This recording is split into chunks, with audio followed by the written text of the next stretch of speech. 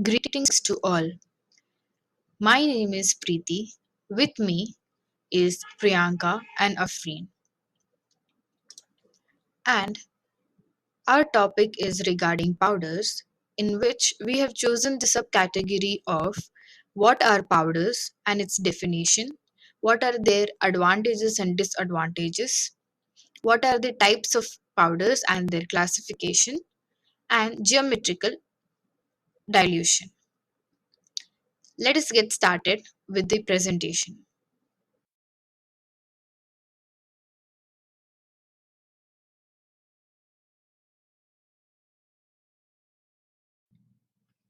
Pharmaceutical powders are a mixture of finely divided drugs or chemicals in a dry form which are meant for internal and external use.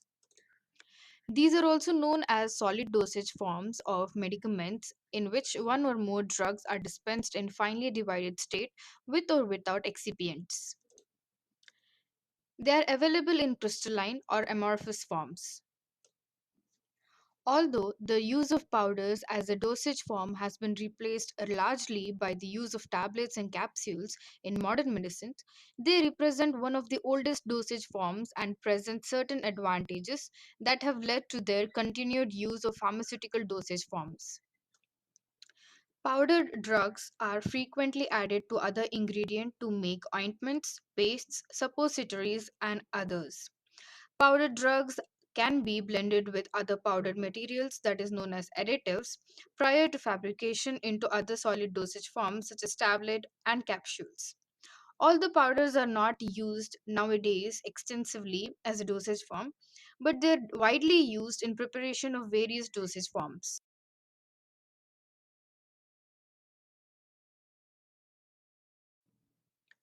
According to Indian Pharmacopoeia 2007, oral powders are finely divided powders that contain one or more medicaments with or without auxiliary substances, including, where specified, flavoring and coloring agents.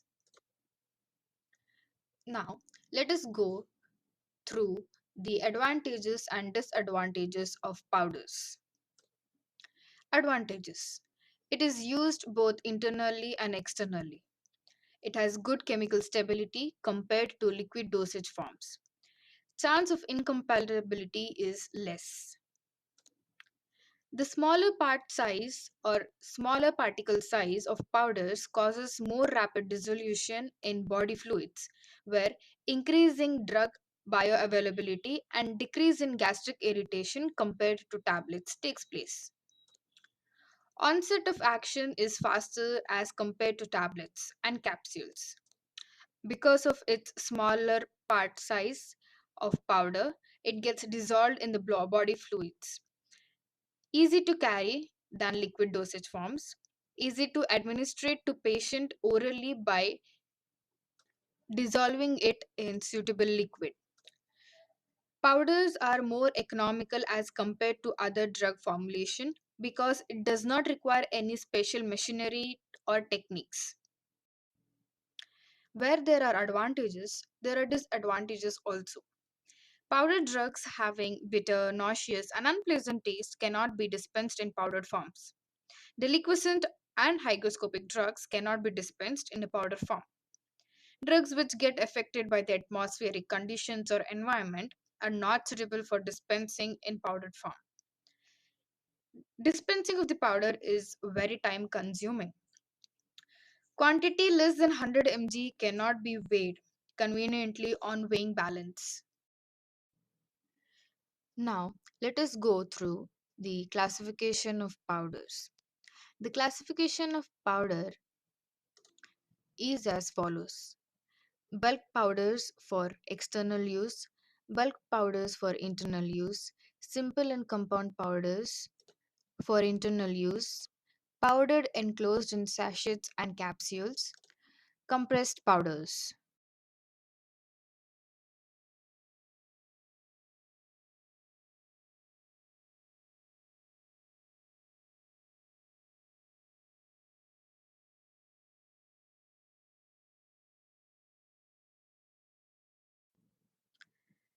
Bulk powders. They also come under the classification of powders based on dispensing. There are types of bulk powders: bulk powders for internal use, bulk powder for external use. Bulk powders are a mixture of all the materials, usually non potent drugs, packed into a properly designed bulk container such as tight, wide mouthed glass or plastic bottle, and are intended for either external or internal administration. The major problem of bulk powder is the inaccuracy of dose. Bulk powders for internal use. These powders are dispensed in bulk when accuracy of dosage is not important. They are supplied in wide mouthed containers, as said before, with spoon, for example, rhubarb powder. Bulk powders for external use. These are dusting powders, insufflations, snuffs, and gentrifiers. The label must indicate powders for external use only. Under bulk powders for external use, dusting powders comes under first category. These are meant for external application such as on skin.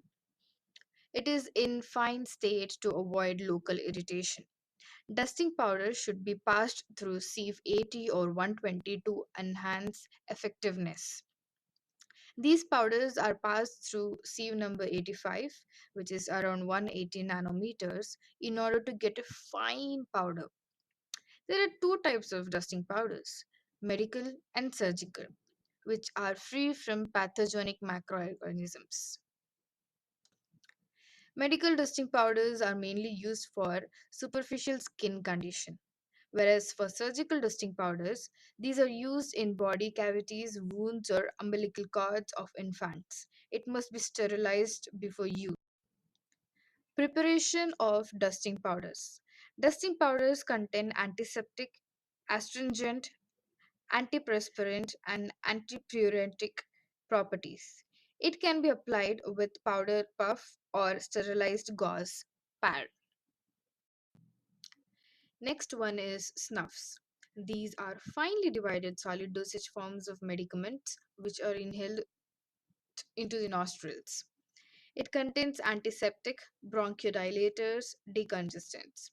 These are dispensed in flat metal boxes and glass containers with hinged lid.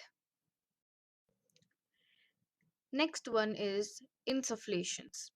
These are medicated dusting powders meant for application into body cavities like nose, throat, ear, and etc.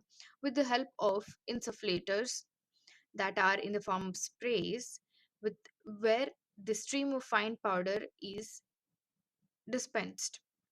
It is available in pressurized aerosol containers.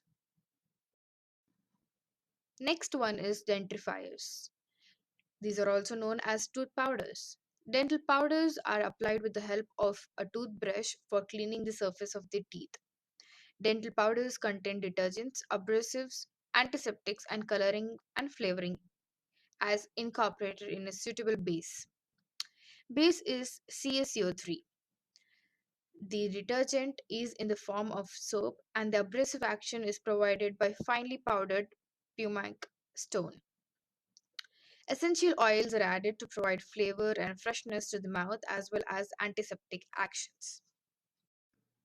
Under the next category, simple and compound powders for internal use. In this form of powder, each individual dose is enclosed in paper.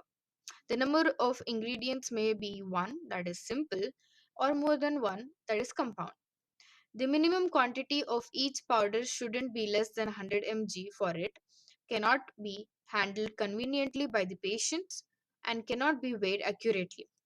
Simple powder contains only one ingredient, either in crystalline or amorphous form. When the powder is in crystalline form, it is reduced into fine powder. Weigh the powder and divide it into a number of doses and wrap it as individual doses. Compound powders, these are the powders that contain two or more substance which are mixed together and divided into desired number of individual dosed and dispensed into each powder paper. For example, aspirin, paracetamol, and caffeine. Under the next category, powders enclosed in sachets. Sachets consist of dry powders enclosed in a shell, usually prepared from a mixture of rice flour and water by molding into a suitable shape and drying. They are quite useful for administering the drugs with nauseating and unpleasant taste, and a large dose can be enclosed in sachets than in a tablet or a capsule. Nowadays, sachets are replaced by capsules. There are two types of sachets: wet sachets and dry sachets. They are quite hard to swallow as such, but they are softened by dipping into H2O for few seconds and then placed onto the tongue and swallowed with water. The disadvantage is it must and should be softened before swallowing, and they cannot protect the drug against the light moisture. The cell of the sachets are fragile. Let us go to types of sachets. Wet seal sachets. A wet seal sachet is made up of two parallel convex halves having flat edges. The weighed quantity of powdered drug is placed in one half, the edges of the other half moistened with the help of water, and placed exactly over the first half containing the drug. The flat edges of both the halves are pressed together to seal it. Here, the direction is given to immerse it into the water for a few seconds and then swallow with draught of water. Next is dry seal sachet. It consists of two halves, upper and the lower half. The diameter of the upper half is slightly larger than the lower half. The powdered drug is filled with the lower half and upper half is filled with it. The fill sachets are then sealed in machine by pressing the two halves. Example, sodium amino salicylate. Next is tablet triturate. These are powders molded into tablets. Molded tablets are flat circular disc that usually contains potent drugs which is mixed with lactose or dextrose as diluents. Coming to the end of the topic, geometric dilution. In this method, the potent drug is placed upon an approximately equal volume of the diluent in a mortar and the substances are slightly mixed with trituration. The second portion of diluent equal in volume to the powder mixer is in the mortar and is added. Trituration is repeated again. The process is continued, adding diluent equal in volume to the mixture in the mortar at each step until all the diluent is incorporated. Geometric dilution is the process by which a homogeneous mixture or even distribution of two or more substances is achieved. This method is used when potent substances must be mixed with a large amount of diluent.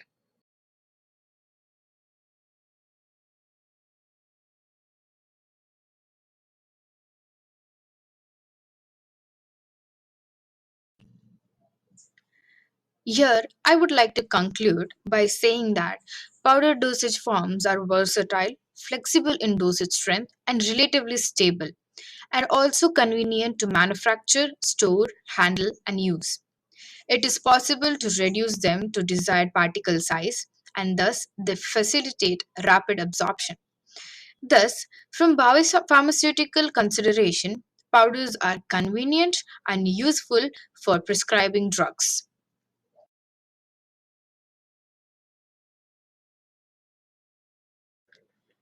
Thank you and have a nice day.